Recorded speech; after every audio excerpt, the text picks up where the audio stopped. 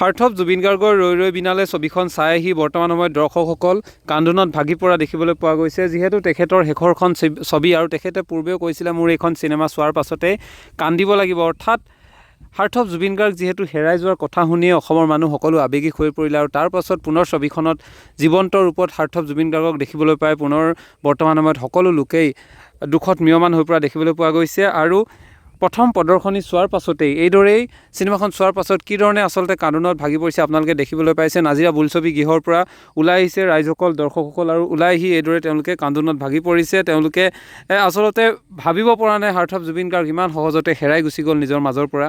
সকলোৱে শিল্পীজনৰ গানত সোমাই পৰিছিল। শিল্পীজনে যি সৃষ্টিৰাজি, শিল্পীজনৰ প্ৰতিটো গানেই আচলতে অসমবাসীৰ প্ৰতিজন লোকৰে অতিকৈ আপোন আছিল। তাৰ সমান্তৰালভাৱে তেখেতে অসমীয়া বোলছবি জগতখনক যিমান ওপৰলৈ নিবলৈ চেষ্টা কৰিছিলে, নতুনত্ব আনিবলৈ চেষ্টা কৰিছিলে, আৰু সেই কথা সকলোৱে স্বীকাৰ কৰিবই লাগিব। আৰু তেনেস্থলত তেখেতৰ এতিয়া শেষৰখন ছবি হিচাপে পৰিচিত হৈছে ৰৈ ৰৈ বিনালে, যিখন ছবি আজি শুভমুক্তি পোৱাৰ দিনটোতেই সকলো গুণমুগ্ধ আচলতে দৰ্শক অনুৰাগী সকলো কান্দোনত ভাগি পৰা দেখিবলৈ পোৱা গৈছে। হাৰ্থ অফ জুবিন গাৰ্গৰ অনুৰাগীসকল প্ৰতিজন অনুৰাগীয়ে আচলতে আহিছে অসমৰ গাঁৱৰ চহৰ নগৰ সকলোতেই তেখেতৰ বোলছবিখনৰ বা ৰৈ ৰৈ বিনালে ছবিখনৰ যিধৰণে প্ৰচাৰ হৈছে, কোনেও প্ৰচাৰ নকৰিলেও আপোনা আপুনি ছবিখনৰ প্ৰচাৰ হৈছে হাৰ্থ অফ জুবিন গাৰ্গৰ শেষৰখন ছবি বুলি। আৰু সেই উদ্দেশ্যে বৰ্তমান সময়ত দেখিবলৈ পোৱা গৈছে দৰ্শকসকলে অগণন সঁহাৰি জনোৱাৰ লগতে ছবিখন চাই ওলাই আহিয়ে কান্দোনত ভাগি পৰিছে। তেওঁলোকৰ এনেকুৱা অনুভৱ হৈছে আমি আচলতে কি হেৰুৱালোঁ, অসমৰ এটা হিয়াৰ আমঠু, অসমৰ হিয়াৰ আমঠুক যেন আমি এতিয়া হেৰুৱাই পেলাইছোঁ, ইয়াকে লৈ এতিয়া দুখত ম্ৰিয়মান হৈ পৰা দেখিবলৈ পোৱা গৈছে।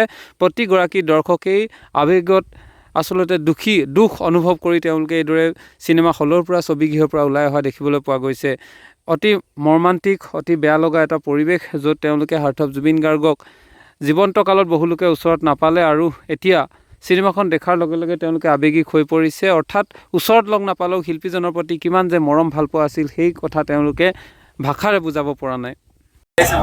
অভিজ্ঞতাটো ঠিকেই, খালি দাদাক শেষ হোৱাৰ বাবে পালোঁ আজি, আৰু দাদাকটো আৰু কেতিয়াও লগ নাপাম। যোৰহাটৰ সেই 50তম বাৰ্থডেতে যি লগ পালোঁ, আৰু এটা কাৰণত দুখ লাগে, দাদা মানে আমি এটা গীত মই নথকা অনুভৱটো আমি গোৱাবলৈ গৈছিলোঁ, গুৱাহাটীত তেতিয়া আছিলে, আৰু তাৰপিছত আমি জোনাকী ৰাতি বুলি এটা কৰিছিলোঁ। জোনাকী ৰাতি আমি গীতটি আমাৰ ভিডিঅ' শ্বুটিঙৰ কথা আছিলে, 18 তাৰিখে আমি ফাইনেল কৰিছিলোঁ, তাৰপিছত আমি কৰিম বুলি। কিন্তু শেষত গম পালোঁ যে পিছদিনাখন 19 তাৰিখে গম পাইছোঁ যে দাদা আৰু আমাৰ মাজত নাই। তো আমি ভিডিঅ' শ্বুটিংটো নকৰিলোঁ, আমি এতিয়া জোনাকী ৰাতি গীতটো শ্বুটিং কৰিলোঁ, আৰু এতিয়া ৰিলিজ হ'ব অতি সোনকালে 5 তাৰিখ মানে। আৰু চিনেমাখনত জড়িত সকলোলৈ বহুত বহুত ধন্যবাদ। দাদাই যিটো তাৰিখত ৰিলিজ কৰিবলৈ কৈছিলে সেইটো তাৰিখতে আপোনালোকে আগবঢ়াই দিছে, বহুত কষ্ট জড়িত আছে। আপোনালোকক বহুত বহুত ধন্যবাদ ৰাইজৰ মাজলৈ আগবঢ়াই দিয়াৰ বাবে চিনেমাখন। আৰু দাদা সদায় অমৰ হৈ থাকিব, সদায় আমাৰ হৃদয়ত থাকিব।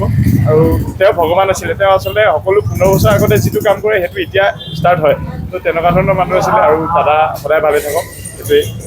দুখ লাগিলে, কি ক'ম, আমাৰ অসমৰ হিয়াৰ আমঠু হেৰাই গ'ল, ইমানেই দুখ লাগিছে।